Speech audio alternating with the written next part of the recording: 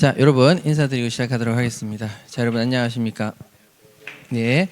자, 우리 이제 계약법 이제 강의를 2025년도에 이제 다시 시작하게 됐는데 2026년도 데뷔입니다. 자, 이제 제 이름은 김묘엽이고요.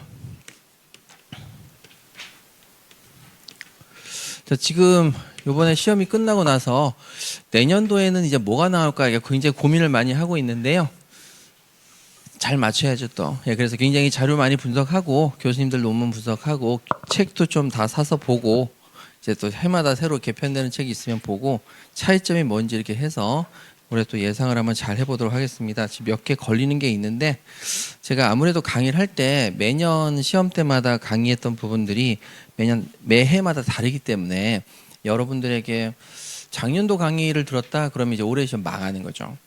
그러니까 올해는 올해대로 또 굉장히 강약을 줘서 여러분들하고 말씀드리도록 하겠습니다. 그리고 이제 어저께인가요? 산업인력관리공단에서 지금 문제가 좀 생겼는데 출제나 그다음에 응시료, 그다음에 이제 채점위원들, 그다음에 이제 뭐 문제의 수준 이런 여러 가지들에 대해서 지금 재검토를 해야 된다 해가지고 국정감사에 나왔는데 국정감사 내용이 또 어떻게 반영될지 한번 보도록 하겠습니다. 예, 그래서 지금 이제 산업인력관리공단도 좀 뭔가 변화를 지금 예고를 좀 하고 있는데 국정감사 기간에 잠깐 반짝 빛나는 건지 안 그러면 계속 되는 건지, 그리고 민법도 지금 사실은 개정안이 올라가서 국회를 통과해야 되는데 그 개정안도 지금 반짝 얘기가 나오는 건지, 민법 개정안 통과 안 된 경우가 너무 많아가지고 제가 꼭 통과된다고 말씀 못 드리겠어요. 근데 어쨌든 간에 지금 요즘에 국회가 일을 하고 있으니까 뭔가 이제 있겠죠. 근데 일단 먼저 이제 상법 개정안은 지금 통과가 됐으니까 민법도 통과될 가능성이 아예 없진 않다 말씀을 드릴게요. 자, 그럼 여러분들 오늘 교재 부분인데요. 교재 부분에서 여러분들하고 이제 강약 조절을 해가면서 이제 수업을 진행을 할 건데 여러분들이 그럼 지금 이 단원에서 뭘 해야 되느냐라고 한다면 그냥 앞으로 여러분 답안지를 주관식 답안지를 쓰고 싶으시다고 하면 이게 굉장히 조금 까다로운데요. 여러분 이게 요것만 지금 말씀을 드릴게요. 우리가 수업을 나가는 게 중요한 게 아니고 여러분들이 이걸 어떻게 복습을 하느냐가 중요한데 지금 얘기해봤자 사실은 잘 안 들으세요. 여러분도 아실 거예요. 자, 이렇게 하자. 그러면 그렇지 하면서 이제 딴짓을 하게 되는데 사람은 다 그렇습니다. 그렇기 때문에 그게 잘못된 건 아닌데 제가 그래도 말씀은 드려야 여러분들에게 선택지가 있잖아요. 자, 예를 들어서 올해 주관식 같은 경우에 제가 잡은 논점이 36개였습니다. 36개 논점을 잡고 36개를 가지고 여러분들하고 이제 제가 말씀을 주로 드렸는데 안 나온다는 부분은 안 나오긴 했는데 자, 36개의 논점이라고 칩시다. 최종적으로 제가 이제 최종적으로 잡은 겁니다. 그러면 여러분 36개의 논점을 가지고 지금서부터 외우면 일주일에 하나씩만 외우면 한 달에 4주가 있으니까 4, 8에 32, 4, 9, 30 아니 맞지? 4, 9, 36 맞잖아요. 그러니까 2달 조금 넘어가면 다 외울 수 있거든요. 아니구나. 이상한데? 2주가 아니지. 죄송합니다. 제가 좀 바보라서 9개월 정도 지나면 외울 수 있거든요. 근데 지금 이거를 왜 해야 되냐면 여러분 민법만 있는 게 아니라 실무도 있고 사무관리도 있고 행정 절차론도 있지 않습니까? 근데 사실 민법 지금 토픽이 제일 적어요. 제일 적다 보니까 나머지는 그냥 대부분 곱하기 2 정도 하시면 될 것 같아요. 그러니까 사실은 제일 적으니까 여러분들이 지금부터 하나씩만 제대로 한번 외워보자라고 하면 흔적이라도 남기 때문에 다시 복습을 하실 때 훨씬 오래 가거든요. 그러니까 일주에 하나의 논점만 외우자. 그러면 설마 시험 직전에는 오늘도 하루 일주일에 하나씩 논점만 외워서 시험장에 가야지 그럴 사람 없잖아요. 그러니까 그 전에 이미 커버가 되실 수가 있어요. 그런 부분들에 있어서 여러분들이 그러면 지금서부터 하면은 나중에 굉장히 편하겠구나 라고 생각을 하시면 한다 안 한다? 안 한다. 나중에 해야지. 왜냐면 눈앞에 있는 그 쾌락이 좀 낮잖아요. 이게 토요일마다 공부하고 일요일마다 수업 듣고 그래서 집에 가는데 공부는 무슨 자 집에 가서 밥 먹고 자고 TV 보고 이렇게 되는 거니까 그래서 여러분 그냥 크게 욕심내지 마시고 진짜 내가 한 주에 딱 한 개만 외운다. 한 개만 외워보려고 노력한다. 그런데 여러분 외워보려고 노력하는데 여기서 중요한 게 있어요. 외워보려고 노력하시는데 그걸 계속 내가 진짜 써야지 라고 생각하시는데 그 생각하시면 안 돼요. 안 써져요. 안 써지고 그다음에 본인 스스로 굉장히 스트레스를 많이 받으실 거예요. 그러면 여기서 외워보려고 한다는 게 뭐냐면은 쓰라는 게 아니고요. 머릿속에서 대충 감이 오는 거예요. 아 이거 하면은 보통 이런 거 쓰더라. 이거 쓰더라. 그럼 요거는 어떻게 좀 더 써야 될까라고 해가지고 노력을 하는 거지. 여러분 노력이지. 그걸 외워서 내가 바로 써야 되겠다? 잘 안 됩니다. 그러니까 그러면 제가 지금 이 얘기를 해드린 이유는 스트레스를 지금 안 하면 나중에 몰아받아요. 제가 어떤 일을 여러분 다 해봤잖아요. 요거를 지금 해야 돼요. 요거 하면 요만큼의 노력만 들이면 될 것 같은데 미루면 요만큼 부러져 있어요. 미루면 이만큼 부러져 있다고요. 나중에는 이만큼 커져 있죠. 이게 시험 직전이에요. 시험 직전에 자기 모습을 보면서 미리 해둘 걸 뭐 이렇게 생각이 드는 거죠. 지금 에너지를 너무 여러분들의 노력을 좀 분산시켜서 스트레스를 좀 줄이자. 그런 얘기예요. 내가 근데 선생님 전 원래 이렇게만 해야 공부가 됩니다. 그럼 어쩔 수 없어요. 미루세요. 근데 저는 미리 조금씩 하는 게 저한테는 좋습니다. 그러면 미리 조금씩 하시고요. 그러니까 스트레스를 내가 나중에 어쩔 수 없이 느끼는 스트레스가 있는데 그걸 얼마나 분산시키느냐라는 것일 뿐이니까 여러분들이 조금 분산시키기 위해서 이번 주엔 뭔가 좀 해보자. 근데 처음서부터 잘해야지, 시간 내에 다 써야지, 다 외워야지. 그럼 처음에 이렇게 돼요. 그럼 나중에는요 하기 싫어서 안 해요. 이렇게 되거든요. 그러니까 여러분들이 뭔가를 새롭게 할 때에는 차근차근하게 개념 잡고 개념 보통 이런 내용이야. 이런 내용을 쓰더라고. 근데 요거는 좀 자세히 써볼까? 나머지는 뭐 그냥 감만 잡으면 되지 뭐. 이런 식으로 해가지고 한번 적용하시고 그 다음번에는 좀 디테일하게 들어가 볼까? 이런 식으로 하시고 그런 식으로 이제 분산하시면 훨씬 수월하다.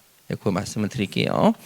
저 같은 경우에도 새롭게 어떤 부분을 도전할 때에는 항상 똑같습니다. 처음서부터 잘 하려는 게 아니고요. 계속 분산해서 하고자 하는 일이 예를 들어서 뭐다. 그러면 1년 정도 그 사람을 쫓아다니면서 물어요.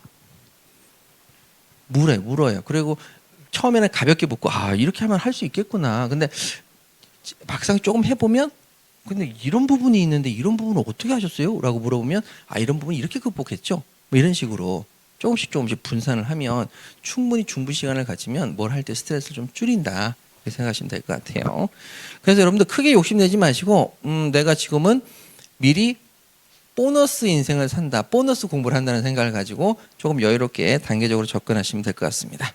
자, 그러면 올해도 여러분 이제 시험에 나올 만한 것과 나오지 않을 만한 것들을 좀 가려서 여러분들하고 수업을 또 진행하도록 할게요. 그러니까 이제 해마다 시험이 나왔는데 예를 들어서 이제 제3자를 위한 계약이 시험에 나왔다고요. 그러면 내년에 또 나올까요, 안 나올까요? 나올 수도 있죠. 근데 나올 가능성이 상당히 낮으니까 내가 그걸 먼저 공부해야 된다. 그거는 좀 나중으로 미룬다. 그렇게 강약 조절하셔야 되는 거죠. 자, 우리 목차 좀 잠깐 보실까요? 우리 교재 목차. 5페이지 정도 되겠네요. 자, 5페이지 정도 보시면 컨텐츠에서 나와 있는데 자, 이쪽 부분 말고요. 다음 페이지 넘기시면 이제 기출문제 분석이 나와 있어요. 자, 기출문제 분석을 보시게 되면 제3자를 위한 계약 이렇게 나와 있는데 자, 17년도, 23년도, 25년도에서 계약 총론이라고 여기 왼쪽 편에 써 있죠. 자, 그러면 17년도에 나왔고요. 그 다음에 23년도에 나왔고 25년도에 나옵니다. 근데 선생님 요거 2년 만에 다시 나왔는데요. 요거 이제 6년 만에 나온 건데 자, 여기 6년하고 2년인데 요거를 분석하는 건 제가 하는 일이니까 굳이 여러분들이 신경 쓰실 필요는 없으시고 자, 대신에 요 사이에 최신 판례까지 해서 총 4가지 유형의 4개의 유형이 시험에 나올 가능성이 있어서 자, 요 부분에 대해서 준비를 했던 거고요. 그러면 여러분 내년도에 2026년도가 나왔다. 자, 그럼 2026년도에선 여러분들이 일단 가볍게 숫자적으로 봤을 때 연달아 나온 적이 있어요, 없어요? 없죠. 그럼 내년도에는 나올 가능성이 높다, 낮다, 아주 낮다. 그러면 우리가 공부를 할 때, 복습을 할 때 일주일에 하나씩 하자고 했는데 여기 이런 걸 열심히 외운다. 요거는 나중으로 미룬다. 그런 식으로 이제 자기 스스로도 강약 조절이 좀 필요하다는 얘기입니다. 무작정 공부를 하실 때 사실 강의도 그래요. 강의도 그냥 처음부터 쭉 진행하면 되는데 그러지 말고 강의 같은 경우에도 안 나올 것 같은 경우는 비중을 좀 낮춰서 말씀드리고 나올 것 같은 건 좀 시간적 투자를 더 해서 더 이해시켜 드리려고 하는 거죠. 예, 그렇게 차이점이 있으니까 여러분도 공부하실 때 무작정 처음서부터 다 외운다 생각하지 마시고 나온 부분은 또 과감하게 조금 생략한다. 그래서 요거는 나중으로 미뤄도 되겠다. 하지만 나올 가능성이 높다 싶으면 요거는 요번 주에 외워야 되겠다. 이렇게 생각하시면 되겠습니다. 자, 그렇게 해서 쭉 나와 있는데 그러면 제가 여러분 수업 중에 잠깐 이거 말씀을 좀 드릴 거예요. 그러니까 그 부분을 좀 집중해서 여러분 저랑 같이 한번 보시면 되겠습니다. 자, 그러면 우리 교재를 이제 들어가서 자, 11페이지를 한번 보시죠. 자, 11페이지는 시험에 안 나옵니다. 그러니까 11페이지는 절대 공부하지 마시고 12페이지도 하지 마시고 13페이지도 하지 마시고요. 자, 이제 14페이지 한번 펴보세요. 자, 14페이지 펴시죠. 자, 14페이지 나오는 것은 제가 말씀을 드리는데 요거 자체로 시험에 답안지라서 나오는 건 아니고 우리가 개념 정도는 확실하게 알아야 된다. 그래서 개념을 알고 그런 뜻으로 쓰는 거구나라는 걸 알아야 되기 때문에 그거 설명드릴게요. 자, 먼저 14페이지 보시면 전형계약이라는 게 있고 그 다음에 2번에 비전형계약이 있습니다. 시험에 나오는 내용은 아닙니다. 그러니까 이거는 신경 쓰지 마시고 그러니까 민법 전에 형태가 있다. 그래서 민법 전에 전 형태가 있다. 형 그래서 전형계약은 민법 전에 형태가 있는 계약을 말하고 비전형계약은 민법 전에 형태가 없는 즉 복합적이고 종합적인 형태라고 보시면 되겠습니다. 시험에 나오는 내용은 아니고요. 대신에 로마자 2번의 쌍무계약과 로마자 3번의 유상계약 그리고 로마자 4번의 요물계약 자, 요거 세 가지는 반드시 개념을 좀 기억하셔야 됩니다. 그래서 그거 설명을 좀 잠깐 드릴게요. 자, 요게 좀 사실 좀 어렵거든요. 근데 어려운데 어렵다고 생각하시지 마시고요. 그냥 개념만 보시면 돼요.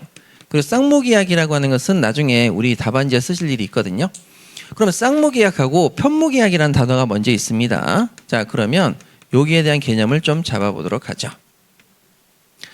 자, 그러면 먼저 이게 한문으로 이루어져 있다 보니까 먼저 무자를 가만히 보시게 되면 무자가 채무자 할 때 무자입니다.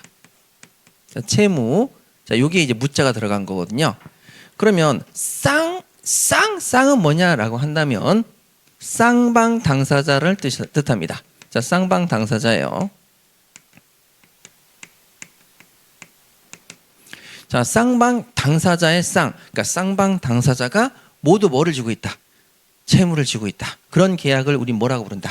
쌍무계약이라고 부르고 편무는 자, 우리가 도로를 얘기할 때 편도 해가지고 한쪽 도로만 얘기할 때 편이라는 단어를 쓰지 않습니까? 그러면 한쪽 당사자만이 채무를 지고 있다. 한쪽 당사자. 자, 이런 식으로 해서 쌍무계약, 편무계약이라는 용어를 씁니다. 그래서 그러면 선생님 여기서 쌍무계약은 쌍방 당사가 채무를 지는 거고 편무계약은 한쪽 면만 채무를 지는 거네요. 라고 하는데 사실 요거는 추상적으로 봤을 때는 맞지만 구체적으로 봤을 때는 좀 다릅니다. 그래서 제가 이제 설명을 좀 드릴 테니까 잘 보세요. 자, 첫 번째 사례입니다. 먼저 매매계약을 한번 보도록 하겠습니다. 매매계약. 이 개념을 잡으실 때 여러분들이 편무계약을 답안지에 쓰실 일은 없을 거예요. 자, 뭐가 답안지에 나온다? 쌍무계약이 나옵니다. 근데 그러면 개념 잡아야 되니까 자, 먼저 갑이라는 사람이 물건을 팔고 을이라는 사람이 물건을 삽니다. 그럼 두 사람 사이에 매매 계약이 맺어졌는데요. 그럼 이 매매 계약이 어떤 계약이냐라고 물었을 때 우리가 용어 정리를 먼저 들어가야 되죠. 자, 매매 계약을 체결했는데 그 매매 계약에서 물건을 넘겨주는 사람 할 때에는 우리가 도를 씁니다. 넘길 도자를 써서. 자, 그러면 매도인 그러면 뭐예요? 매매 계약에서 자, 뭐 하는 사람? 물건을 넘겨주는 사람. 이걸 뭐라고 부른다고요? 매도인. 자, 그럼 일상생활에서 편의점에 가서 물건을 구입하시면 무슨 계약을 체결하죠? 매매 계약을 체결하죠. 그럼 물건을 넘겨주는 사람이 누구죠? 편의점 주인이죠. 그럼 편의점 주인을 우리 뭐라고 부른다? 매도인. 이렇게 얘기하시면 돼요. 자, 그 다음에 매매 계약에서 물건을 받는 사람은 받을 숫자를 씁니다. 그래서 받다 그래서 수를 써서 매수인이라고 부르는 거죠. 그럼 물건의 매매 계약에서 받는 사람은 매수인. 오케이. 자, 이렇게 되는 거죠. 자, 그럼 매매 계약을 체결했는데 매매 계약이 쌍무 계약일까요? 편무 계약일까요? 라는 거죠. 자, 그러면 갑이라는 사람이 을한테 자, 부동산을 사고 팔기로 했다. 자, 그러면 여러분, 갑은 부동산을 넘겨줄 채무, 의무가 있어요, 없어요? 있죠. 그다음에 을은 매매 대금을 줄 의무가 있어요, 없어요? 있죠. 그러면 갑만 의무가 있습니까? 을도 의무가 있습니까? 갑도 의무가 있고 을도 의무가 있죠. 자, 그러면 양쪽 당사자 모두 의무가 있다. 그래서 뭐라고요? 쌍무계약입니다. 이건 그럼 무슨 계약인다고요? 쌍무계약. 쌍무계약. 양쪽 모두 의무가 있는 거죠. 그럼 여러분들도 학원과의 계약을 체결하셨는데 여러분 학원과의 계약에서 무슨 계약을 체결하셨죠? 학원에서 수강료를 샀다. 그럼 무슨 계약? 매매 계약입니다. 학원에서 수강료를 샀다. 그럼 뭐라고요? 매매 계약이죠. 매매 계약이니까 그럼 누가 매도인이죠? 학원이 매도인입니까? 여러분들이 매도인입니까? 학원이 여러분들에게 뭐를 팔았죠? 강의를 팔았죠. 팔았죠? 매도인. 여러분들 그걸 샀어요? 안 샀어요? 샀죠? 매수인. 그럼 여러분들은 수강료를 내야 될 의무가 있죠. 저는 강의를 해야 돼. 학원은 강의를 제공해야 될 의무가 있죠. 그럼 무슨 계약이라고요? 쌍무계약. 자, 그래서 거기 우리 14페이지 한번 보세요. 자, 1번에 쌍무계약입니다. 자, 쌍무계약은 자, 거기 밑에 나와 있네요. 요거는 이제 나중에 답안지에 쓰셔야 됩니다. 쌍무계약이란 밑줄 그으시고 당사자 쌍방이 서로 대가적 의미를 가지는 채무를 부담하는 계약을 말한다. 선생님, 좀 뭔가 좀 다른데요? 자, 어쨌든 당사자 쌍방이니까 당사자 쌍방의 쌍이 들어가죠.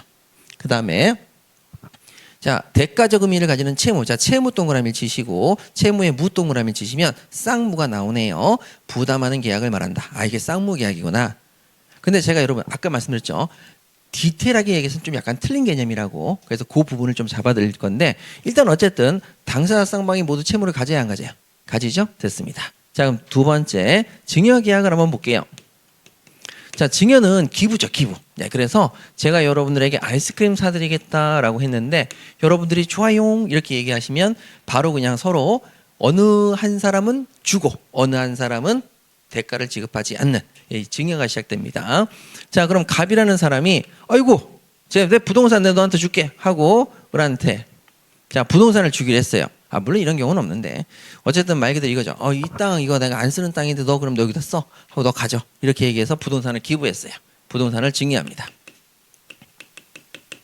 자, 증여 계약을 체결했죠. 여러분 증여도 계약입니다. 자, 우리 1차 때 공부했죠. 증여는 뭐라고요? 계약. 한 사람만이 준다고 해서 무조건 다 되는 게 아니라 받는 사람도 승낙이 있어야 되는 거죠. 자, 그러면 여기서 증여를 하는 사람과 증여를 받는 사람이 있을 겁니다. 그러면 증여를 받는 사람은 뭐라고 부르냐면 자, 선생님 도를 쓰면 됩니다. 중도인. 도를 쓰면 되는 게 아니라 그때는 줄 여자를 씁니다. 한문으로. 그래서 증여 자를 씁니다. 또 증여자. 증여이란 말을 잘 안 씁니다. 증여자라고 하죠. 그래서 그러면 증여자 이 여자가 뭐라고요? 줄 여자. 자, 줄 여자니까 증여를 뭐 한다? 주는 자, 증여자. 그 다음에 여기는 증여를 받는 사람이니까 받을 때는 뭐를 쓴다? 수를 씁니다. 그래서 증여를 받는 사람, 그래서 수증자라고 합니다. 그러니까 이게 일반적으로 우리가 이제 쓰는 용어가 아니기 때문에 용어에 대한 그 익숙함도 되게 필요하죠. 자, 그럼 보세요. 여기 보시면 갑은 을한테 부동산을 주기로 했습니다. 을은 거기에 상응하는 대가를 줍니까? 안 줍니까? 안 줍니다.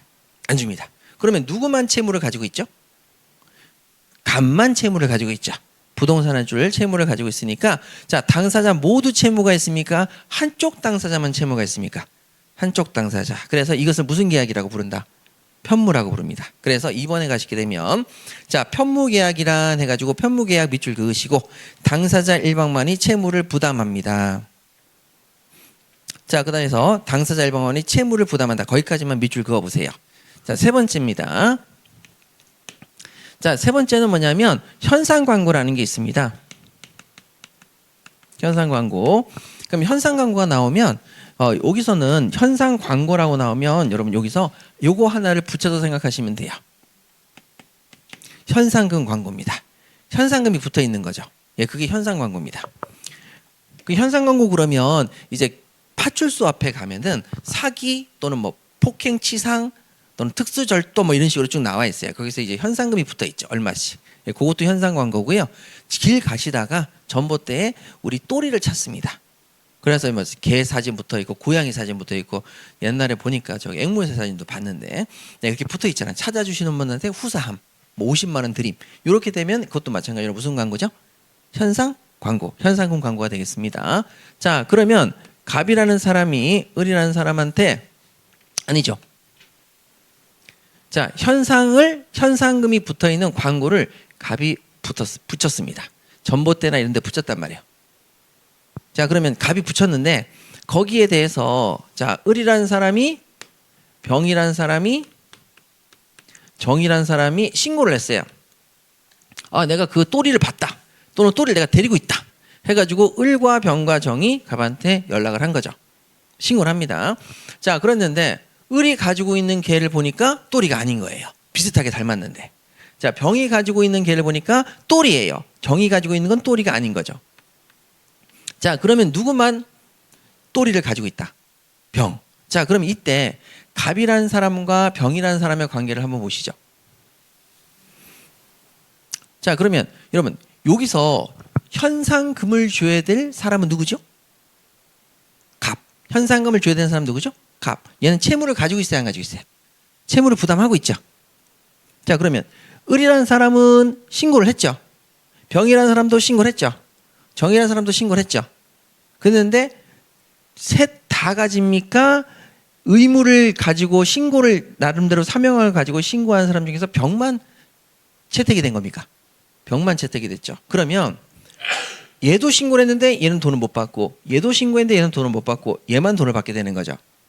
그럼 이것을 쌍무로 가야 되느냐 편무로 가야 되느냐라는 문제가 생깁니다.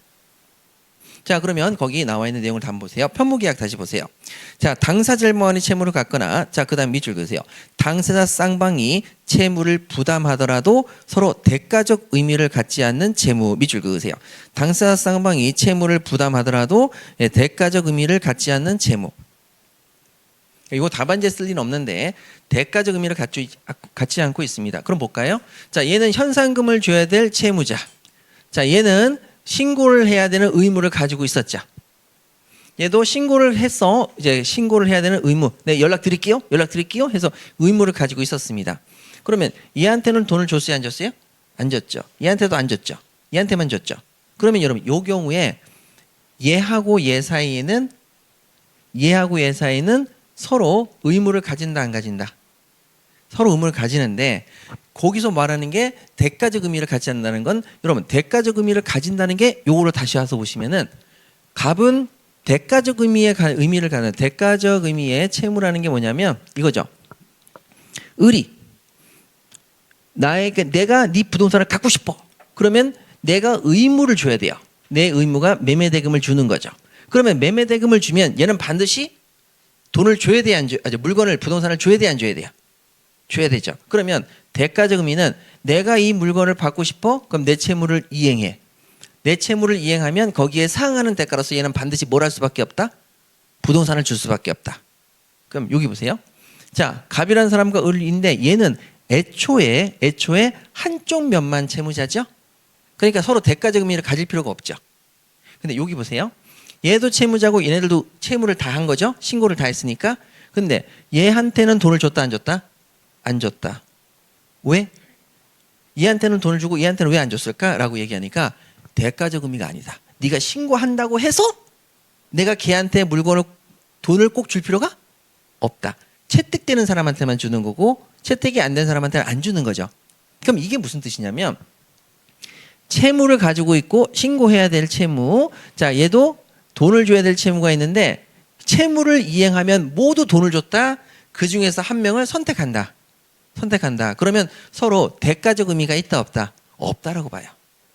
그래서 대가적 의미가 없다. 그러면 이게 무슨 뜻이냐? 가치가 대등하진 않다. 그러면 여긴 가치가 대등한 거죠. 매매대금이란 대가를 주면 거기에 가격에 대등한 가치인 부동산을 주고 부동산을 넘겨주면은 거기에 대등한 가치인 뭐를 줬다? 매매 대금을 줬다. 근데 여기는 애초에 한쪽 면만 의무가 있으니까 언급할 필요가 없고, 여기는 양쪽 모두 의무가 있는데 얘가 신고를 했다. 그럼 얘한테 무조건 신고를 하면 무조건 돈을 준다, 안 준다? 안 준다. 신고를 했다고 돈을 주는 건 아니다. 대가적 의미가 없는 거죠. 대신에 신고한 사람 중에서 채택된 사람한테는 돈을 준다, 안 준다? 준다. 예, 그래서 이건 대가적 의미가 없는 형태다. 대가적 의미가 없죠.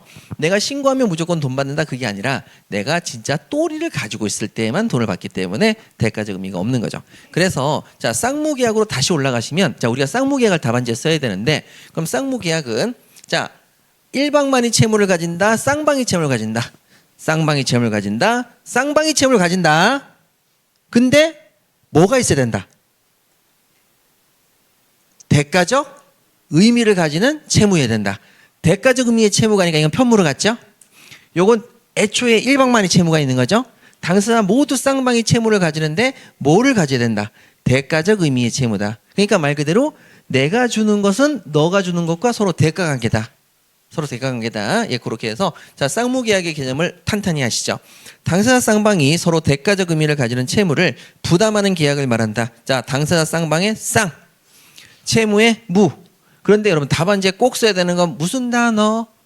대가적 의미다. 대가적 의미. 당사자 쌍방이 대가적 의미, 대가적 의미, 대가적 의미라는 단어를 절대 놓치면 안 된다. 그럼 쌍무계약이 안 되는 거예요. 자, 그래서 그 밑에 잠깐 써놨습니다. 이건 답안지에 쓰시는 건 아니고, 자, 서로 대가적 의미를 가지는 채무라는 것은 서로의 채무가 연결되어서 내가 줄 때 상대방도 나에게 주게 되는 것. 자, 내가 매매대금 줄 때 상대방은 부동산을 주게 되는 것. 얘가 부동산을 주면 얘는 반대적으로 매매대금을 줘야 되는 것. 자, 여기는 신고를 했는데 돈을 주는 것은 아닌 거죠. 대가적 의미는 없습니다. 예, 이렇게 체크하시면 되겠어요. 자, 그러면 쌍무계약이 답안지를 쓰는데 편무계약은 왜 공부했느냐? 자, 무슨 개념을 확실하게 하기 위해서? 쌍무계약의 개념을 확실하게 하기 위해서, 예, 그렇게 생각하시면 되겠습니다. 자, 3번에 구별실익이 있는데, 자, 구별실익을 볼게요. 자, 그럼 구별실익은 어떤 의미를 가지고 있냐면, 요게 이제 답안지에 이제 쓰게 돼 있는 논점을 잡을 때 요거 때문에 답안지에 쓰게 돼 있거든요. 자, 그러면 보세요. 갑이라는 사람이 부동산을 넘겨줄 때 얘만 넘겨줘야 됩니까? 대가적 의미에 있는 채무인 얘는 매매대금을 줘야 됩니까? 매매대금을 줘야 되죠. 어느 한쪽이 먼저 해야 됩니까? 같이 해야 되겠습니까? 같이 해야 되는 거죠. 그래서 동시에 같이 이행을 해야 되겠습니다. 동시 이행. 자, 동시 이행인데 여러분 여기서 우리가 동시에 이행하지 않으면 상대방한테 뭘 행사할 수 있냐면 거부할 수가 있게 됩니다. 야, 매매대금 줘 라고 얘가 청구를 했어요. 매매대금 내놔. 그랬더니 얘가 왜 나만 해? 너도 동시에 같이 해. 소유권도 같이 넘겨줘. 이렇게 얘기하는 거죠.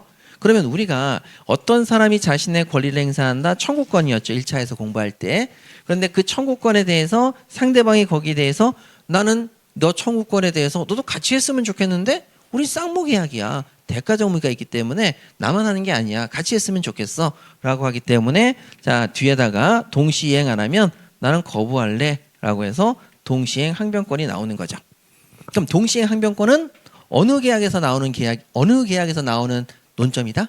쌍무계약. 그쵸? 예. 쌍무계약입니다. 이렇게 나오는 거죠. 그러면 여러분 여기서는 애초에 동시이행 항변권이 나오겠어요? 안 나오겠어요? 안 나오죠. 한자만 하면 되니까. 야, 나 줄게. 그러면 고마워 하고 그냥 끝인 거지. 너 내가 뭐 줄 때까지 너 못 준다. 이게 말이 안 되는 거죠. 이게 나올 수가 없고. 그럼 여기도 쌍무계약이었어요? 편무계약이었어요? 편무였죠. 서로 대가적 의미가 없죠. 그러니까 여기도 동시항변권이 나올 수가 없어요. 이렇게 보시는 거고. 자, 그러면 다음으로 그 밑에 위험부담이 나와 있는데 위험부담은 뭐냐면 위험을 누가 부담하느냐라는 겁니다. 자, 위험을 누가 부담하느냐? 그러면 여러분 갑이라는 사람이 을과 매매계약을 체결했어요. 근데 그 물건이 지진으로 무너졌어요. 그러면 그때 그 물건이 부셔지고 지진으로 무너진 모든 위험을 누가 부담하느냐라는 겁니다. 그러면 자, 갑이라는 사람이 을한테 부동산을 넘겨주기로 했는데 건물을 넘겨주기로 했는데 무너져서 못 넘겨줬어요. 그러면 이 위험을 누가 부담해야 되죠? 여러분들이 물건을 팔아요. 파는데 내일 넘겨주기로 한 거야. 근데 오늘 지진이 나서 폭삭 집 무너졌어. 그럼 물건을 못 넘겨주게 된 거죠. 그러면 그때 매매대금 받으면 돼야 안 돼요? 안 되죠. 그러면 위험 부담을 누가 부담하는 거예요? 매도인이 부담하는 거죠. 갑이 부담하는 거죠. 그러니까 이거는 서로 대가적 의미가 있기 때문에 내가 못 넘겨주는데 매매대금 받을 수 있다 없다? 없다. 매매대금 못 받으니까 모든 위험을 누가 부담한다? 갑이 부담한다. 요게 이렇게 되는 거죠. 그래서 쌍무계약에서 또 나오는 게 위험 부담입니다. 그래서 나중에 위험 부담 가면 저랑 같이 목차를 잡으실 때 쌍무계약을 쓰세요. 쌍. 동시에 항변권 나올 때도 쌍무계약을 쓰세요. 쌍. 요게 들어가요. 그럼 쌍무계약은 뭐라고요? 쌍. 일방당사자, 쌍방당사자. 쌍방당사자. 그 다음에 뭘 부담한다? 채무를 부담한다. 근데 중요한 단어는 채무를 쌍방이 부담하는 게 아니라고 그랬죠. 무슨 단어가 꼭 들어야 된다? 그렇죠. 대가적 의미에. 아시겠어요? 자, 쌍방 당사자가 채무를 부담하는데 그 채무가 무슨 의미다? 대가적 의미다. 아시겠죠? 그럼 제가 어떤 단어가 제일 중요하다고 그랬죠? 대가적. 근데 여러분, 제가 이걸 왜 자꾸 말씀드리냐면 쌍무계약 하니까 일단 힌트가 있어요, 없어요? 있죠. 무슨 당사자? 쌍방 당사자는 힌트가 있죠. 그 다음에 채권자, 채무자. 채무자라는 힌트가 있죠. 근데 그것이 힌트가 없는 게 뭐예요? 대가죠. 요거를 잘 쓰셔야 된다고. 그러면 쌍무계약 그러면 여러분 쌍무계약 딱 나오는 순간에 자 머릿속에 뭐가 팍 떠올라야 된다. 대가적 쓰자. 대가적. 나머지는 쓸 수 있다 없다? 있다. 쌍방, 당사자 쌍방이. 무니까 채무를 부담하는데 무슨 채무다? 대가적 채무다. 이렇게 외우시면 된다고요. 최대한 힌트가 되어 있는 것들은 최대한 살리시는 거죠. 그래서 자 두 문자가 쌍둥위. 자 쌍둥이가 아니라 뭐라고요? 쌍동위. 이렇게 두 문자 따시면 돼요. 자 구별시익 가시죠. 자 구별시익 가시면 3번에 쌍무계약일 경우에 쌍, 동시에 항변권 동, 그다음 위험부담 위. 여기서 적용이 된다. 이 정도만 체크하시면 되겠습니다. 14페이지 맨 밑에 나와 있죠. 쌍동위. 자 그러면 이제 여기서 이제 끝나시면 안 되고 자 이게 또 헷갈립니다. 유상계약과 무상계약이 헷갈리죠. 그래서 요거는 유상계약과 무상계약에서는 무상계약은 답안지에 쓸 일이 없습니다. 대신에 유상계약의 개념은 답안지에 쓰셔야 되거든요. 그러니까 그 개념을 잡기 위해서 무상계약까지 살펴보도록 할게요. 자 여기서도 단어를 잘 보시기 바랍니다. 여러분 여기서 유상계약 하면은 유가 있을 유자입니다. 자 있을 유 있다. 뭐가 있느냐? 상. 이거를 상하는 게 있다. 자 뭐가 있다고요? 상하는 게 있다. 그러니까 제가 여러분들에게 이제 약간 좀 편법으로 가르쳐 드린 건데 자 어쨌든 간에 여러분 저기 자 상은 뭐라고요? 상하는 게 있다. 자 상이 뭐라고요? 상하는 게 있다. 자 그러면 상하는 게 있으면 무슨 계약? 유상계약. 자 그럼 무상계약은 없다. 뭐가 없느냐? 상하는 게 없다. 아 상하는 게 없구나. 상하는 게 없으면 무슨 계약? 무상계약. 자 그럼 여기 보세요. 네, 상하는 게 있는지 볼게요. 자 갑이 부동산을 넘겨줘요. 상하는 게 있어요 없어요?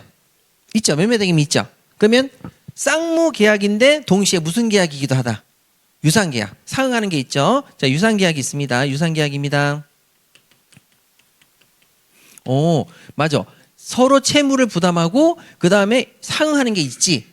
그럼 여러분 결론적으로 상하는 것들은 그래 쌍무계약하고 유상 이렇게 나눠보자. 그럼 여기도 갈게요. 자 여기는 한쪽 면만 채무가 있었으니까 편무계약입니다. 편무계약인데 그럼 편무계약인데 거기에 따라서 그럼 이제 유상인지 무상인지를 볼게요. 얘가 부동산을 주면 얘는 거기에 상하는 뭔가가 있습니까 없습니까? 없지요. 그럼 이건 무슨 계약?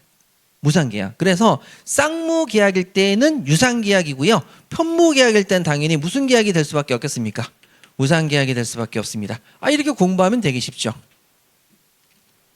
자 그럼 원칙을 기억하세요. 쌍무계약일 때는 당연히 원칙적으로 무슨 계약일 수밖에 없다. 상응하는 게 있으니까 유상계약.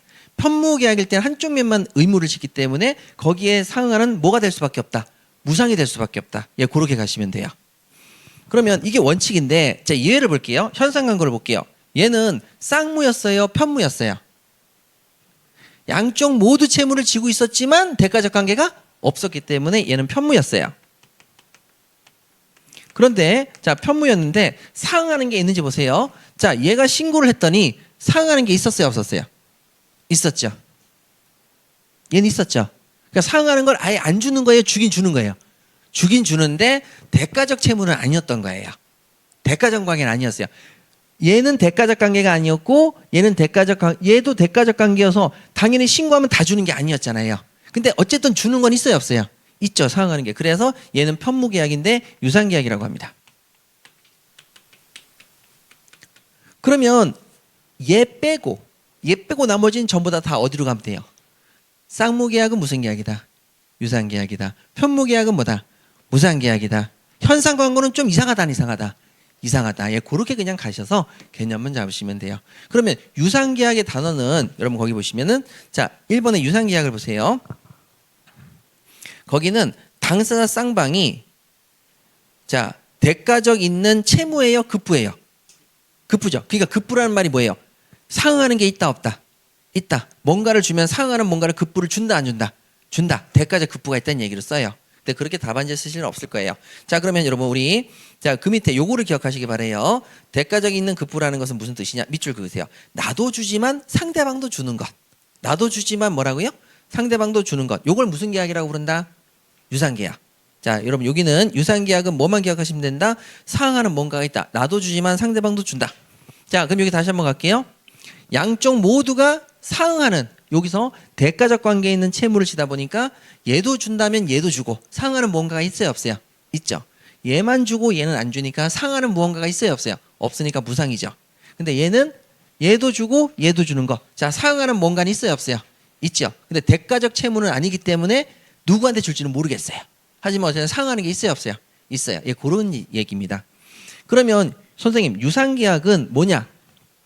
자, 이런 거예요. 유상계약은 상하는 무언가가 있는 거예요. 자, 그럼 상하는 무언가가 있는데 여러분 과일 가게에 가서 과일을 사보세요. 자, 과일 가게에 가셔서 과일을 삽니다.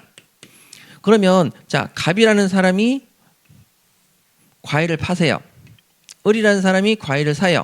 자, 그럼 우린 갑과 을의 계약은 무슨 계약? 매매 계약이죠. 얘는 그럼 뭐라고 불러요? 과일을 파니까 매도인. 얘는 뭐라고 불러요? 매수인. 자, 그런데 여러분들이 과일 가게 가서 이런 얘기를 하세요. 아유 씨, 저기 뭐야, 저 청과시장 저기 가니까 한 박스에 똑같은 게 32,000원인데 아, 여기는 왜 4만 원 받아? 그럼 얘는 뭐라고 얘기해요? 왜 4만 원 받아요? 과일을 샀는데 과일에 하자가 생기면 얘가 바꿔줘야 안 바꿔줘요? 바꿔주죠. 맞죠? 그러니까 야, 우리 로스율까지 감안해서 여기서 여기까지 사오는데 배달비, 그 다음에 로스비까지 감안해서 우리가 4만 원 받는다. 아유, 잘못된 거 가져오시면 제가 바로 그냥 바꿔드리죠, 이렇게 얘기하는 거죠. 바꿔드리죠라고 얘기하는 거죠. 그러면 결론적으로 여기 있는 이 4만 원이라는 것은 자, 을이 자, 복숭아 한 박스를 샀는데 한 8개를 샀어요. 아, 8개들이 가면 안 돼. 또 계산하기 어려워져. 자, 10개들이 복숭아를 샀어요. 그럼 한 개당 얼마씩 지는 거예요? 4,000원. 근데 얘가 한 개가 상했어요. 그러면 이제 결론적으로 한 개를 바꿔줘야 되죠. 그럼 바꿔줘! 그럼 얘는 바꿔줘야 안 바꿔줘요? 바꿔줘요. 거기까지 다 포함된 금액이니까. 바꿔줄 수 있는 교환까지 포함된 금액이잖아요. 그러면 자, 얘가 그 부분까지 10개인데 10개를 팔았는데 그 10개는 10개의 가격만 들어간 게 아니라 혹시 생길 수 있는 로스 부분, 즉 손실 부분도 감안해서 금액을 잡은 거잖아요. 그럼 얘가 야, 이거 한 개 상했으니까 바꿔줘. 그럼 바꿔준다, 안 바꿔준다? 바꿔줘야 되는 거죠. 왜? 상하는 금액을 받았기 때문에. 무슨 금액을 받았다? 상하는 금액을 받았기 때문에. 그러면 상하는 금액을 못 받았다. 2만 원, 32,000원인데 33,000원 이렇게 팔았어요. 환불 안 돼. 안 바꿔줘. 잘 알아서 선택해서 가져가세요. 이런 거 있잖아요. 막 이 복숭아 같은 것도 막 풀어놓고 지가 잠아서 가는 거잖아요. 그럼 그 부분에 환불 안 된다, 교환 안 된다 라고 해서 우린 진짜 로스율 감안하지 않고 받은 금액이다, 1,000원만 남는다, 이렇게 할 수도 있잖아요. 그럼 이 경우에는 환불 해줘야 안 해줘요? 안 해주잖아요. 이걸 우리 뭐라고 하냐면 담보책임이라고 합니다. 자, 뭐라고 한다고요? 담보책임. 그럼 담보책임이 뭐냐? 여러분, 담보라는 말을 들어본 적 있어요, 없어요? 있죠? 담보 있으세요? 부동산 탁 은행에 가서 대출 좀 담보 있으세요? 자, 담보라는 단어가 뭐라고요? 떠맡다. 떠맡다. 담보라는 게 뭐라고요? 떠맡다. 자, 그러면 갑은 왜 4만 원 받았다? 책임을 뭐 하겠다? 떠맡겠다. 내가 판 물건에 불량률이 생기면 내가 그 책임을 모두 떠안다 안 떠안는다? 떠안겠다. 자, 그게 뭐라고요? 담보 책임. 그래서 매도인은 자, 매도인이 책임을 지니까 무슨 책임? 매도인의 담보 책임이 나오는 거예요. 물건을 판 사람은 책임을 떠맡는다 안 떠맡는다? 떠맡는다. 물건이 잘못됐을 때 책임을 떠맡는가? 요걸 왜 그러냐? 거기에 상응하는 돈을 받았다 안 받았다? 받았다. 상응하는 대가를 받았다 안 받았다? 받았다. 이게 바로 유상입니다. 그래서 거기 유상계약 보시게 되면 그 밑에 구별실익 나와 있죠. 유상계약일 때에는 담보 책임이 적용된다. 예, 이렇게 체크하시면 되겠습니다. 유담이죠, 유담. 예, 유상계약일 때는 담보 책임을 진다. 그래서 이거 나중에 다 공부하시게 될 건데 지금 저랑 같이 한번 개념 잡으시는 거죠. 자, 그러면 선생님 이게 시험에 나옵니까? 라고 한다면 이제 제가 지울게요. 자, 쑥 지우고 자, 이제 어떻게 갈 거냐면 여러분들이 시험장에 이제 가시기 전에 공부해야 될 내용은 이 전체냐? 아니란 얘기죠. 이 전체가 아닙니다. 그래서 실질적으로 여러분들이 복습을 해야 되는 범위는 상당히 적습니다. 그러면 자, 주관식 답안지를 쓰는 거잖아요. 그러면 첫 번째 쌍무계약에 요거는 쓰는 연습을 하셔야 돼요. 자, 뭐는 연습을 하자. 쌍무계약은 쓰는 연습을 하셔야 됩니다. 자, 그럼 쌍무계약을 쓸 때 자, 힌트가 주어졌다 안 주어졌다? 주어졌다. 무슨 당사자? 쌍방 당사자. 그 사람들이 가지는 무슨 채무? 그냥 채무죠. 채무인데 그냥 채무다. 안 보이는 힌트가 필요하다. 안 보이는 힌트. 가장 중요한 단어 무슨 의미? 대가죠. 예, 대가죠. 예, 그래서 요거는 답안지 연습을 하자. 쌍방 당사자가 서로 대가적 의미를 가지는 채무를 부담하는 계약이다. 그래서 계약 써주시면 되죠. 근데 선생님 쌍방 당사자가 아니라 당사자 쌍방이라도 되나? 상관없습니다. 이런 것까지 너무 디테일하게 보실 필요는 없으시고 자, 그러면 자, 유상계약이다. 편무계약은 안 할게요. 자, 유상계약이다. 그럼 유상계약은 자, 여러분 머릿속에 뭐만 집어넣으면 된다. 상응하는 것이 있다 없다? 있다. 상응하는 것이 있다 없다? 있다. 그러면 이건 답안지에 쓰는 연습하지 마시고 일단 유상계약이라는 건 답안지에 쓰는 연습을 하시는데 유상계약은 상응하는 것이 있다 없다? 있다. 자, 그러면 쌍무계약의 경우에는 자, 어디서 논점이 될 수 있다? 쌍, 둥, 이. 근데 쌍둥이가 아니라 쌍동위. 동시에 항변권이라는 단어 위험부담에서 문제가 될 수 있다.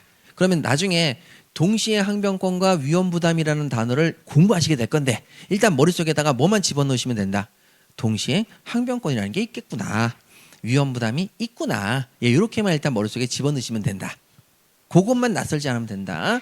자, 유상계약이 나왔습니다. 자, 유상계약 나오면 머릿속에 뭐를 딱 떠올리라고요? 상응하는 대가를 주니까 무조건 판 사람이 책임을 져야 된다, 안 져야 된다? 책임을 져야 된다. 떠맡는다. 그래서 매도인의 물건을 판 사람은 매도인은 떠맡아 책임을 떠맡아라. 떠맡아라 책임을. 자, 그래서 무슨 책임이라고 부른다? 담보 책임. 예, 이렇게 해서 요 단어가 익숙해지면 충분하다. 그래서 유담, 쌍둥이 이렇게 해가지고 예, 두 문자로 일단 요 정도만 외우시면 충분하다. 이렇게 말씀을 드릴게요. 자, 낙성계약하고 요물계약입니다. 자, 낙성계약하고 요물계약인데 여기에 나와 있는 개념을 보자는 게 아니라 낙성계약과 요물계약의 뜻을 이해하시면 되겠습니다. 자, 그럼 낙성계약 갈게요.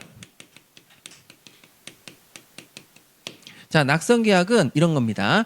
계약이 일율성자입니다. 일율성. 자, 성립이 되었다. 계약이 성립되려면 뭐만 하면 성립이 되느냐라는 거죠. 그래서 여기 부분이 승낙이다. 이렇게 얘기하는 거죠. 자, 뭐라고요? 승낙. 그럼 승낙은 뭐냐면 자, 우리가 계약을 체결하려면 청약이 필요합니다. 계약하기를 청하옵나니 이렇게 얘기하니까 그래, 내가 너희 계약을 받아줄게. 승낙을 해주죠. 승낙을 하면 거기에 대해서 의사의 합치가 있으면 계약이 성립합니다. 요걸 이제 오늘 배울 것인데 청약이 있고 승낙이 있고 합치 청승합이라 그래가지고 청약이 있고 승낙이 있고 두 사람 사이에 뭐가 있어야 된다? 합치. 예, 그거죠. 그럼 요 세 가지가 있을 때 계약이 성립하는 겁니다. 그러면 자, 청, 승, 합이 있을 때 계약이 성립한다. 그러면 승낙에 낙을 써서 무슨 계약이다? 낙성계약. 자, 그럼 뭐만 있으면 계약이 성립한다? 승낙만 있으면 계약이 성립한다. 그럼 무슨 계약? 낙성계약. 근데 그거 말고 요물계약이 있습니다. 자, 계약은 계약인데 승낙만으로 끝난다. 물건을 필요로 한다. 뭘 필요로 한다? 물건을 필요로 하는 계약이 요물계약입니다. 자, 물건이 필요한다. 그럼 그 계약이 성립하려면 뭐가 필요하다? 물건. 승낙만으로 가능하다. 물건까지 필요하다. 물건까지 필요하다. 그럼 우리 무슨 계약이라고 부른다? 요물계약이라고 부릅니다. 그러면 청, 승, 합으로 끝나는 게 아니라 플러스 알파로 뭐가 필요하다? 물건이 필요하다. 자, 물건이 필요하다. 요게 요물계약입니다. 그러면 물건이 필요 없이 합의까지로 승낙까지만 되면 된다라는 게 뭐라고요? 낙성계약. 승낙 말고 물건이 필요하다. 그럼 무슨 계약? 요물계약. 이렇게 되는 거죠. 자, 그럼 은행에서 대출 한번 받아볼까요? 자, 갑이라는 사람이 을은행에 갑니다. 을은행 뱅크. 자, 그래서 대출 심사를 받아서 대출을 받습니다. 대출. 자, 인문특강을 제가 이제 여러분들하고 인문특강을 했는데 인문특강을 꼭 들으셔야 돼요. 들으시면 되게 좋은데, 자, 우리가 그때 인문특강에서 했던 겁니다. 물건을 빌려줄 때에는 한문으로 뭐를 쓴다? 물건을 뭐 한다? 대여한다. 그래서 대. 아, 잘하고 있어요. 자, 대. 자, 그 다음에 물건을 빌릴 때는 뭐라 한다? 차용증 해서 빌린 사람이 있을 땐 빌릴 차자를 쓴다 그랬죠? 대차. 이것도 우리가 인문특강에서 했던 거죠. 그러면 여기서 그 물건을 빌려주고 빌렸는데 그 물건을 소비해버리고 다른 물건으로 갖다 주는 걸 뭐라 그랬죠? 소비대차. 이제 용어를 이제 전문적인 용어를 쓰자고요. 그래서 빌렸는데 그 물건을 소비해줘. 자, 돈을 3억 원을 빌렸어요. 그럼 3억 원을 그대로 가지고 있다가 다시 돌려줘요. 돈을 소비해요. 소비하고 다른 돈으로 갚는 거죠. 그러니까 이게 무슨 대차? 소비대차. 그래서 은행에서 돈 빌리는 걸 뭐라고 이제부터 은행에서 돈을 빌린다. 현금 서비스를 받았다. 그럼 무슨 계약을 체결했다? 소비대차 계약이 체결됐습니다. 됐지요? 예, 이제 용어를 이제 이렇게 쓰자고요. 자, 근데 이것이 만약에 낙성계약이다. 자, 만약 낙성계약이라면 언제 이 대출금 계약이 체결될까요? 만약에 이게 요물계약이라면 언제 대출금 계약이 체결될까요? 이걸 보시는 거예요. 자, 낙성은 뭐만 하면 된다? 승낙. 저 대출 좀 받고 싶은데요? 아, 그래요? 여기 사인, 대출 나올 것 같아요. 여기 사인하세요. 자, 나중에 한 달 후에 대출 나옵니다. 라고 얘기했어요. 자, 그러면 상대방인 은행에서 승낙을 했어요, 안 했어요? 했죠. 대출금은 한 달 후에 나온대요. 심사를 통해 가지고 한 달 후에 나온다고. 그러면 자, 물건이 지금 나왔어요, 안 나왔어요? 안 나왔죠. 돈이 지금 안 나왔잖아요. 근데 계약은 성립했다, 안 했다? 낙성계약이라면 계약이 성립했다, 안 했다? 성립했죠. 상대방이 뭐 했으니까? 승낙했으니까. 그러니까 이게 소비대차 계약인데 한 달 후에 현금을 지급해요. 그러니까 한 달 후에 돈이 나온다. 그럼 낙성계약일 때에는 물건이 아직 안 나와도 뭐만 있으면 되니까, 승낙만 있으면 되니까 낙성계약이라면 계약이 성립했어요 라고 보는 거죠. 자, 요물계약은 그럼 성립한 거예요? 대출이 안 나왔으니까 물건이 없으니까 성립하지 않은 거예요? 성립하지 않은 거죠 라고 되는 거죠. 자, 승낙만 있어야 된다? 물건이 있어야 된다? 물건이 있어야 되는 거죠. 돈을 줬을 때, 그러니까 만약에 요물계약이다 그러면 돈을 안 줬으니까, 물건이 없으니까 계약이 성립했다고 본다? 성립하지 않았다고 본다? 성립하지 않았다고 보는 거예요. 자, 그래서 거기 나와 있는 2번의 요물계약을 보세요. 요물계약에서 여러분 나번의 판례를 보세요. 민법상 소비대차는, 여러분 민법상 뭐라고요? 소비대차. 바로 여기 대출받은 거죠. 소비대차는 당사자 일방과 상대방이 약정함으로써 그 효력이 생기는 이른바 낙성계약이다. 자, 무슨 계약이다? 낙성계약. 그러면 요물계약은 뭐까지 받아야만 요물계약이다? 물건. 그래서 차주가 빌린 사람이, 대출받는 사람이 현실로 금전등을 수수하거나 현실에 수수가 있어야 되는 것 같은 경제적인 이득을 취득해야만 소비대차가 성립하는 것은 아니다. 그러니까 무슨 계약은 아니다? 요물계약이 아니라고 얘기를 한 거예요. 요물계약이 아니다. 자, 그러면 여기서 현금을 지급하는데 여러분, 우리가 이게 만약에 요물계약이라고 하면 물건만 있으면 되잖아요. 근데 우리가 아파트를 산다. 그러면 일시불로 다 나와요? 그 분할해서 나와요? 분할해서 나오죠? 중도금 때. 중도금 1, 2, 3, 4, 6 이렇게 나와서 나오고. 그래 분할해서 나오죠. 그러면 여기서 요물이라는 것은 현금을 예를 들어서 3억 원을 받는다 했을 때 자, 6회 분할로 나온대요. 그럼 5천만 원씩 6회 분할로 나온대요. 그러면 첫 번째 5천만 원 들어왔을 때 요물 계약이 되겠어요, 안 되겠어요? 요물 계약이라면 5천만 원만 들어와도 계약이 성립하겠어요, 안 하겠어요? 다 들어와야 돼요? 5천만 원만 들어와야 돼요? 5천만 원만 들어와야 되죠. 왜? 요물이니까. 물건만 들어오면 그때 되는 거거든요. 분할해서 나눠주는 거야. 그거는 뭐 상관은 있는 게 아니죠. 그래서 요물 계약이라고 했을 때에는 만약 3억 중에서도 만약에 5천만 들어와도 요물 계약은 성립했다 안 했다? 성립한 거예요. 왜? 낙성 계약의 반대말이니까 여긴 물건이 안 들어오는 거고 여긴 물건만 일부 들어와도 계약이 성립한 거야, 안 한 거예요? 성립한 거예요. 개념부터 잘 잡아야 되는 거죠. 여기 요물 계약은 전부 들어왔을 때 요물 계약이라고 이상한 얘기 하시는 분이 계시는데 그런 거 신경 쓰지도 마세요. 그런 건 아니에요. 낙성 계약의 반대말이니까 승낙만 가지고 가능하다. 일부만 들어와도 가능하다. 일부만 들어와도 된다. 그래서 거기 있잖아요. 차주가 현실로 금전 등을 수수하면 되죠. 꼭 3억 원을 다 수수해야 돼요. 5천만 받아도 돼요. 5천만 받아도 되는데 요물 계약은 5천만 받아도 되는데 낙성 계약은 그거 자체도 아예 필요가 없다. 그래서 요물 계약이 아니다. 아니다. 자, 그럼 여러분들이 답안지 했을 때에는 자, 뭐가 나오냐면 계약금 계약이 나올 겁니다. 자, 무슨 계약? 계약금 계약. 자, 갑이라는 사람이 을과 계약금을 걸었어요. 근데 계약금 계약은 요물 계약이랍니다. 자, 계약금 계약은 승낙만 가능해서 끝난다. 물건이 필요하다. 물건이 주죠. 자, 그러면 계약금을 3억 원 넣기로 했어요. 자, 10%에 3억 원. 자, 이게 만약에 낙성 계약이면 이게 만약에 요물 계약이면 두 가지를 나눠서 볼게요. 자, 이게 낙성 계약이에요. 그럼 3억 원에 대해서 자, 내가 계약금 3억 원 줄게. 너 계약금 3억 원 좋아? 오케이. 라고 해서 자, 계약금에 대해서 청약을 했어요. 3억 원 줄게. 오케이. 승낙을 했어요. 둘의 의사가 합치했죠. 자, 만약 낙성 계약이면 뭐만 하면 계약금 계약이 성립한다는 거예요. 승낙만. 여러분, 근데 계약금을 그러면 안 줘도 뭐가 성립한다? 계약금 계약이 성립한다는 꼴이 되는 거죠. 자, 그럼 요물 계약입니다. 청약하고 승낙하고 의사의 합치만 있어야 된다. 현금을 계약금을 줘야 된다. 줘야 되는 거죠. 전부 다 줘야 된다. 일부만 줘도 된다. 일부만 줘도 되는 거죠. 예, 그래서 자, 일부만 줘도 되는 겁니다. 그래서 요물 계약은 전부 주는 게 아니라 일부만 주면 바로 뭐가 성립한다? 계약금 계약이 성립한다. 그래서 계약금 계약은 낙성이다, 요물이다. 요물. 아시겠어요? 계약금 계약은 말만 하면 된다. 돈을 줘야 된다. 돈을 줘야 된다. 자, 그래서 위로 올라갈게요.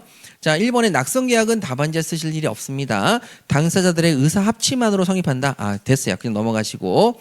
그 다음에 요물 계약인데, 자, 의 보시면 요물 계약이란 당사자 의사의 합치 외에, 자, 의사의 합치 외에 물건의 인도, 기타 급부를 해야 성립하는 계약이다라고 돼 있죠. 자, 물건의 인도, 기타 급부를 해야 됩니다. 그러면 여러분 여기서 돈을 줘야 된다, 안 줘야 된다? 줘야 된다. 그럼 계약금 계약은 말만 해서 성립한다, 돈까지 줘야 된다. 돈까지 줘야만 되는 계약금 계약이다. 이렇게 되는 거죠. 자, 되셨죠? 자, 그래서 낙성 계약, 요물 계약에서 자, 답안지에 쓰실 게 자, 우리는 하나밖에 없다는 거죠. 자, 요물 계약이 나왔습니다. 요물 계약이 나오면 여러분, 자, 뭐를 논점에서 써야 되는 것이냐라고 한다면 꼭 기억하세요. 계약금 계약입니다. 자, 계약금 계약은 말만 하면 성립한다. 계약금을 꼭 줘야 된다. 줘야 된다. 일부라도 주면 된다. 예, 그럼 요물 계약이 된다. 요물 계약입니다. 여러분, 그럼 임대차 보증금. 보증금은 낙성 계약일까요? 보증금은 요물 계약일까요? 자, 생각을 해보자. 자, 보증금 줄게. 자, 그럼 보증금 계약이 성립했다, 안 했다? 보증금 줄게. 보증금 계약이 성립했다, 안 했다? 아, 괴롭다. 자, 보증금 계약이 성립했으면 보증금을 돌려줘야 되는데, 보증금 계약이 성립했으면 보증금 계약이 끝나면 돌려줘야 될 거 아니에요? 근데 보증금 계약 줄게, 보증금 줄게 라고 말만 하면 보증금을 준 것이다. 물건을 줘야 된다. 그죠? 보증금 계약도 요물 계약입니다, 사실은. 보증금 계약도 요물 계약이에요. 보증금이 들어와야 돼요. 전부 다 들어와야 된다. 일부만 들어와도 일단 성립한다. 일부만 들어 성립한 거죠. 자, 그래서 여기 다 필요 없고요. 여러분 여기서 지금 오늘 공부한 것 중에서 자 요거 세 가지 됐죠? 요거 끝이에요. 그러니까 답안지에 쓸 내용을 우리가 계약금 계약 나오면 꼭 반드시 뭘 쓰자? 요물계약. 계약금 계약 나오면 뭘 쓰자? 요물계약이야. 이거 꼭 써주셔야 돼요. 자, 되셨고요. 자, 뒤쪽으로 넘겨볼게요. 자, 16페이지. 요식계약, 불요식계약. 계속적 계약, 일시적 계약. 됐어요. 자, 그다음에 예약과 본계약이 있는데, 자, 예약 한번 볼게요. 예약. 이게 학문적인 논의는 되게 많은데, 제가 작년까지만 해도 학문적인 논의를 다 써놨거든요. 하등의 필요가 없어요. 그래서 올해 다 빼버렸는데, 자, 여러분 예약이라는 얘기를 처음 들어봤어요? 들어보신 적 있어요? 있죠? 자, 뭘 들어봤죠? 예약 들어봤죠? 자, 그러면 예약이 여러분 어디 놀러 가실 때 예약 걸죠? 자, 그러면 볼게요. 여러분 어디 놀러 갈 때는 호텔이나 모텔이나 펜션이나 예약을 거시죠? 자, 그럼 무슨 계약? 예약은 예약인데 무슨 계약이 예약이에요? 임대차 계약이죠. 자, 그럼 임대차 계약의 개념 볼게요. 자, 빌려준다. 그럼 뭐를 쓴다? 대. 빌린다. 그럼 뭘 쓴다? 차. 빌려주고 빌리니까 대차죠. 근데 공짜로 빌린다. 자, 그럼 여기 볼게요. 물건을 빌렸죠. 그럼 물건을 소비해요? 물건을 사용해요? 펜션을 소비해요? 펜션을 사용해요? 사용하죠. 자, 사용하는데 공짜로 쓰면 사용대차. 여러분 공짜, 대가가 없으면 사용대차. 그럼 이건 유상이에요? 무상이에요? 대가가 없다. 상하는 대가가 없다. 그럼 무슨 대차? 무상이죠. 무상. 자, 공짜, 상하는 무언가가 없다. 그럼 뭐예요? 무상. 자, 그런데 유상이다. 뭔가 그 사용에 대한 대가를, 상하는 대가를 준다. 그러면 여기에다가 차임이라는 단어를 쓰는 거예요. 빌리는데 돈 줘야 되는 거죠. 그러면 차임을 주니까 임대차가 되는 거죠. 그러면 대가를 주고 사용하는 걸 뭐라고 한다? 임대차. 그래서 제가 인문특강 때 말씀드렸죠. 서울숲에 가서 자전거를 탄다. 자전거를 나한테 빌려주니까 대. 빌렸으니까 차죠. 근데 그 자전거를 소비해요? 사용해요? 사용하는데 거기에 상하는 대가가 있다 없다? 있다. 그럼 무슨 대차? 임대차. 그래서 서울숲에서 자전거를 타는 것도 임대차. PC방에서 PC를 빌리는 것도 뭐라고요? 임대차. 정수기를 렌탈한다 그러죠. 렌탈이 영어죠. 그러면 뭐로 바꿔야 되겠어요? 렌탈이 임대예요. 임대. 렌트. 그러니까 임대차란 말이에요. 그러니까 정수기 임대라는 거예요. 정수기 렌탈이 정수기 임대. 비대 렌탈. 비대 임대. 아시겠죠? 그러니까 임대차. 자, 대가에 상응하는 대가가 있다 없다? 있다. 그럼 뭐가 된다? 임대차. 상응하는 대가가 없다. 그럼 뭐가 된다고요? 사용하고 그냥 돌려주니까 무슨 대차? 사용대차. 여기 공짜로 사용대차라고 부릅니다. 그래서 친구한테 야 노트북 좀 빌려줘. 그래서 왜? 1시간만 쓰고 줄게. 해주고 게임을 막 하다가 돌려주는 거죠. 자, 그러면 이때 노트북을 소비했다, 노트북을 사용했다. 사용했다. 근데 거기에 상하는 돈을 준다, 안 준다? 안 준다. 그럼 무슨 대차? 사용대차. 그럼 친구가 화를 내죠. 야, 씨, 노트북도 빌렸는데 뭐 하나 사. 그러면 사줄게. 하면서 뭘 사줘요. 자, 그러면 그건 임대차, 사용대차. 대가적 관계도 아니다. 여러분 우리 아까 전에 공부했죠. 무상은 대가적 관계 따지지 않고 상하는 무언가를 주면 되죠. 상하는 무언가를 주면 되죠. 상하는 무언가를 줬죠. 아 그래 알았어 하면서 뭘 사줬죠. 그러면 이제 사용대차가 아니라 뭐로 바뀐다? 임대차. 아이 새끼 쪼잖아. 1시간 빌려주고 임대차를 막 이러면서 차임을 달라는 이 새끼 뭐 이렇게 화를 내는 거죠. 그 임대차. 예, 그렇게. 자, 그러면 여러분 이런 계약을 자 사용대차든 임대차든 임대차 계약을 호텔의 경우에 펜션의 경우에는 당연히 뭐겠어요? 빌려줬어요 안 빌렸어요? 빌려줬죠. 빌렸어요 안 빌렸어요? 빌렸죠. 사용료 내요 안 내요? 내요. 상하는 뭔가를 주죠. 그럼 무슨 대차? 임대차. 병원에서 병실을 빌렸다. 빌려줬죠. 빌렸죠. 상하는 뭔가를 줬어요 안 줬어요?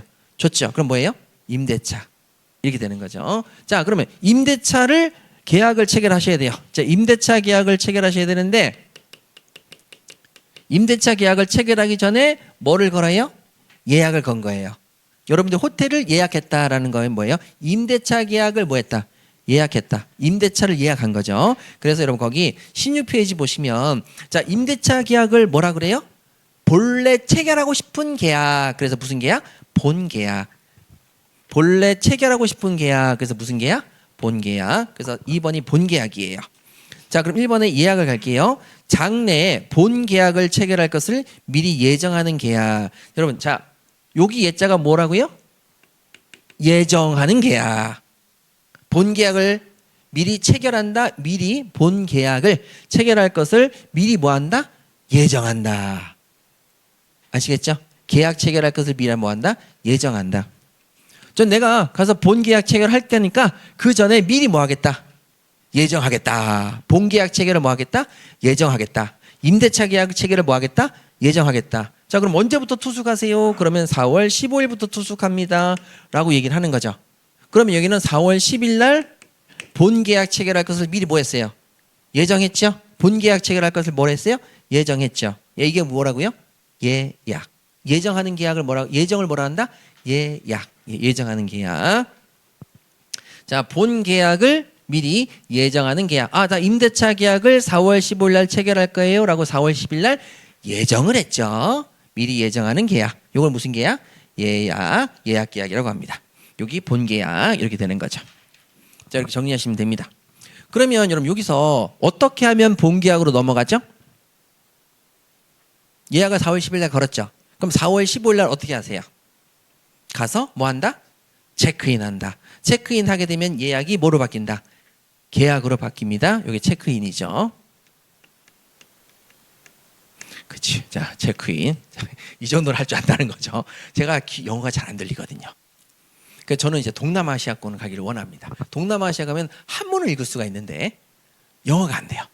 그러니까 자, 아내한테 맨날 쫓아다니면서 뭐래? 아내가 영어가 되기 때문에. 그러니까 저는 이 쫓아다니고 그다음에 아내가 뭐 허유산이라는 걸 뭐 찾는데 저기 한문 저거야. 이렇게 저는 이제 한문을 보여주고 하는 건데, 자, 체크인을 하게 되면 예약이 뭐로 바뀐다? 계약으로 바뀌는 거예요. 체크인을 하게 되면 예약이 뭐로 바뀐다? 계약으로 바뀐다. 그래서 이게 예약 완결권이라고 합니다. 예약을 완결한다. 그럼 예약 완결권 행사하면 예약이 뭐로 바뀐다? 계약으로 바뀐다. 그럼 여러분 이제 앞으로 체크인 하면은 이제 체크인이라는 게 뭐라고요? 예약 완결권. 체크인이 뭐라고요? 예약 완결권. 용어가 이제 익숙해져야 되는 거죠. 답안지에 쓰려는데 왜 처음서부터 제가 하지 말라고 하냐면 용어가 입에 안 붙었기 때문에 그거 자체가 익숙해지는 게 제일 첫 번째예요. 그럼 여러분들은 지금서부터 계속 뭐를 반복한다? 용어를 반복한다. 혹시나 놀러 갈 일 있다. 체크인 하러 왔는데 그러지 말고 예약 완결권 행사하러 왔습니다. 이렇게 얘기하는 거죠. 상대방이 알아듣든 못하든. 그렇게. 자, 그럼 택시를 한번 볼게요. 여러분 택시도 예약을 걸어야 안 걸어요? 티맵으로 택시 불러야 안 불러요? 그럼 계약이에요? 예약이에요? 일단 예약이죠. 탑승하는 순간 뭐로 바뀌어요? 계약으로 바뀝니다. 그럼 무슨 계약일까요? 택시 운전사와 나랑의 계약. 안 배웠어요. 그걸 알면 이상한 거죠. 자, 계약이 민법의 전형 계약을 공부하시게 될 건데, 자, 그럼 앞으로 한번 돌아갈게요. 자, 우리 목차를 한번 가보세요. 자, 컨텐츠라고 해서 목차가 있는데요. 앞으로 가셔서 한 4페이지 정도 될 거예요. 4페이지. 컨텐츠라고 되어 있는데, 자, 우측에 보시게 되면 챕터 01부터 15까지 나와 있습니다. 증여 계약이 있고요. 매매 계약이 있고요. 3번에 교환 계약이 있고 4번에 소비대차. 여러분 소비대차가 이제 뭔지는 아시겠죠? 은행에서 대출 받는 거, 친구한테 돈 빌리는 거 소비대차. 자, 사용대차 하면은 빌렸는데 사용하고 공짜로 사는 거구나. 임대차. 이건 빌렸는데 돈 주고 쓰는 거구나. 그다음에 고용계약, 도급계약, 여행계약, 현상계약, 위임계약, 임치계약, 조합계약, 종신정기금 계약, 화해가 있는데 그럼 요 경우에 도급이라는 게 있습니다. 자, 무슨 계약? 도급계약. 자, 도급계약이에요. 그래서 자동차를 타셨을 때 택시 운전사랑 맺은 계약이 뭐라고요? 도급계약입니다. 도급계약은 이렇게 기억하시면 돼요. 일이 완성됐을 때 돈을 줍니다. 일이 완성됐을 때 돈을 지급한다. 자, 요것도 이제 한번 미리 들어두시는 거예요. 일이 완성될 때 돈을 주는 걸 뭐라고 한다? 도급계약.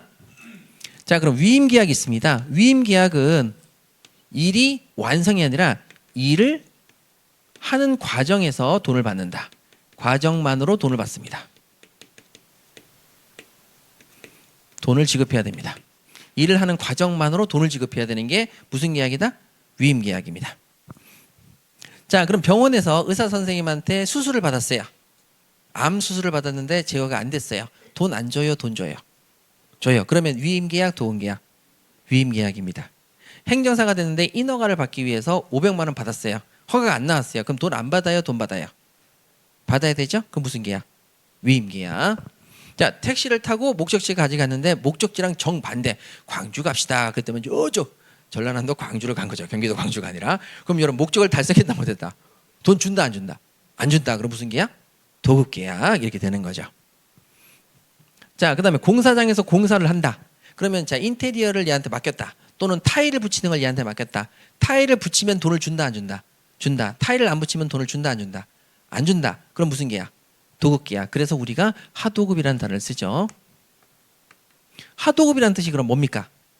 도급계약을 맺은 사람 밑에 또 다시 도급계약 맺는 걸 우리 뭐라 한다? 하도급. 자, 그럼 보세요. 여기 주택조합이 있어요. 주택조합이 아파트를 건설해야 돼. 자, 아파트 건설하려고 해요. 그럼 아파트 건설하려고 하면 자, 아파트 뭐 LH 공사도 있겠고, 그 다음에 롯데캐슬도 있겠고, 레미안도 있겠고, 뭐 몰라. 자, 힐스테이도 있겠고 여러 가지 있어요. 자, 그 중에서 하나랑 계약하는 걸 무슨 계약? 아파트를 안 지었는데 돈 준다 안 준다? 안 주죠. 그럼 무슨 계약? 도급 계약을 맺은 거예요. 그래서 여기 LH라고 써볼게요. LH에서 도급 계약이 됐다고 쳐요. 그럼 LH가 공사한다. 그 밑에 하청을 준다. 하청을 주는 거죠. 그럼 하청을 주는 애들하고 또 무슨 계약 체결한다? 도급 계약. 하청업체라고 하죠. 도급 계약을 체결하죠. 도급 계약 밑에 있으니까 무슨 계약? 하도급. 이게 하도급이 되는 겁니다. 하도급. 그럼 하청업체가 또 지가 한다. 또 밑에 하청을 또 준다. 또 주죠. 하청을 또 주죠. 지가 안 해요. 여기 엄마 커미션만 먹고 떠나려고 하는 거죠. 자, 그러면 여기도 도급 계약을 체결합니다. 자, 그러면 여기에는 뭐라고 부른다? 아니요. 하하 도급이라고 부릅니다. 하하 도급. 하도급, 하하 도급. 장난 같죠? 진짜예요. 하하 도급이라고 불러요. 아래 있는 도급. 그러니까 이제 보통 이거를 그냥 일반적으로는 재하청이라고 부르는데요. 창피하잖아요. 하하 도급이야. 창피하잖아요. 근데 원래 계약에서는 뭐라고 부른다? 하하 도급이라고 불러요. 아, 장난 아니에요. 이게 진짜 팩트. 자, 그렇게 부른 거예요. 그래서 이게 아래 있다는 얘기. 아래. 그러면 자, 일을 완성해야 돈을 줄 거 아닙니까? 자, 도급 계약이니까 뭘 해야 된다? 일을 완성해야 되죠. 그러면 하 도급을 줬는데 하청업체가 예를 들어서 롯데캐슬이라고 합시다. 롯데. 자, 그러면 얘네들한테 돈을 줘야 완공이 되어야만 돈을 줄 거 아니에요. 그럼 이 돈을 누가 내겠어요? 롯데가 내겠죠. 근데 롯데가 돈이 그렇게 많다 적다? 많진 않아요. 그러면 여기에서 돈을 줄 때 원래는 도급 계약이니까 일을 완성해야 돈을 줄 거 아닙니까? 그렇죠? 근데 그럼 일을 완성해야 돈을 준 게 도급 계약인데 아파트가 건설이 안 됐는데 돈을 줄 수는 없는 거죠. 그래서 뭐를 만드냐면 기성고라는 단어를 씁니다. 기성고는 뭐냐면 일을 완성해야 돈을 주는데 1층 완성하면 돈 줘라. 2층 완성하면 돈 줘라. 이게 뭐냐면 비교를 하는 거예요. 비교를 하는 거죠. 그래서 이루어진 이미 완성이 된 부분에 이미 완성된 부분의 비율로 돈 달라. 이걸 뭐라고 한다? 기성고 계약이라고 합니다. 그러니까 아파트가 완전히 완성됐을 때 돈을 달라. 이렇게 얘기하는 게 도급 계약 아닙니까? 근데 기성고 계약을 체결하면 여기까지 완공이 되면 거기에 상응하는 돈을 달라. 비율에 해당하는. 여기까지 완공이 되면 거기에 상응하는 돈 달라. 이런 걸 우리 뭐라고 한다? 기성고 계약이라고 합니다. 기성고 계약. 네. 그래서 우리가 이제 중도금을 6회 분할하지 않습니까? 중도금을 6회에서 분할해서 중도금을 6회 분할해서 줬다. 그러면 이것도 결론적으로 뭐에 해당하는 거예요? 기성고 계약입니다. 기성고 계약. 도급 계약에서 기성고 계약이죠. 그때까지 요 공사 완료하고 돈 주고 완료하고 돈 주고 이렇게 한다는 얘기죠. 여기 기성고 비율이라고 합니다. 자, 그럼 택시를 탔다. 그럼 무슨 계약? 택시를 탔다. 목적지까지 도달해야만 돈을 주니까 무슨 계약? 도급 계약. 그럼 저는 여러분들하고 도급 계약이에요? 위임 계약이에요? 도급은 무슨 합격하지 않으면 뭐 전액 환불입니까? 아니요. 자, 일을 하는 과정에 돈을 받으니까 무슨 계약? 위임계약 알면서 자꾸 도급계약이라고 합니다. 자, 그래서 여러분 여기서 보시게 되면 자 택시를 예약을 했다. 그럼 무슨 계약을 예약을 했다? 도급계약을 얘기를 했는데 탑승을 했죠? 그럼 뭐가 되겠다? 완결권 행사에서 뭐가 된다? 본계약이 되는 거죠. 본계약이 도급계약이 되시는 겁니다. 아셨죠? 자, 그러면 여러분 여기서 보통 이런 경우가 요즘에 있죠. 경쟁이 좀 심해지다 보니까 승소 못하면 환불함 이런 플랜카드를 지하철에서 보신 적 있어요, 없어요? 변호사들이 승소 못하면 전액 환불해드리겠다. 승소 시에 돈을 받고 승소 안 하면 그냥 환불해드리겠다. 이렇게 막 썼다는 거예요. 그럼 무슨 계약을 난 체결하겠다? 도급계약. 이렇게 가면 안 돼요, 여러분. 자, 무슨 계약 체결하면 안 돼요? 도급계약 체결하면 안 돼요. 아, 허가 못 받으면 돈 돌려주겠다. 말도 안 되는 소리인데. 자, 그건 도급계약을 체결하면 안 된다. 아시겠죠? 그래서 여러분 도급계약의 특징은 뭐예요? 얘가 갑이 되고 얘가 뭐가 돼요? 을. 을. 자, 그다음에 얘가 또 여기 관계에서는 얘가 또 갑을 주고 이 갑이 되고 얘가 을이 되죠. 맞죠? 그러니까 여러분 도급계약을 체결한다. 내 스스로 무덤에 빠진다라고 생각하시면 되겠습니다. 그러니까 내가 일을 하는 와중에서 내가 전문가니까 일을 하는 와중에서 의사 선생님이 똑같아요. 내가 전문가인데 일을 하는 와중에서 치료가 될 수 있고 안 될 수도 있고 허가가 나올 수 있고 안 나올 수도 있는 거죠. 그렇죠? 그럼 그 부분에 대해서 일을 하는 와중에서 돈을 받는 걸 우리는 무슨 계약이라고 그런다? 위임계약. 근데 일이 완성되어야만 성과가 나야만 돈을 받는 걸 우리 무슨 계약이라고 그런다? 도급계약. 그렇게 구별하시면 되겠습니다. 지금 워밍업이라서 단어를 계속 들어두시는 거예요. 나중에는 훨씬 수월해지십니다. 잠깐 쉬었다가 계속하도록 하겠습니다.